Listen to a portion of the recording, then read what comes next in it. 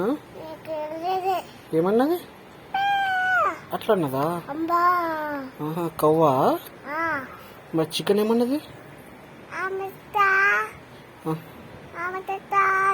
ఆమె చికెన్ అన్నదా? చికెన్ ఎట్లా తింటాను? అట్లా తింటావా? అవునా? అయ్యో, లేచినావు ఎందుకు? ఎక్కడ పోతున్నావు బేటా? ఎక్కడ పోతున్నావు? ఇక్కడ కమియా బేటా. వేరే కమియా.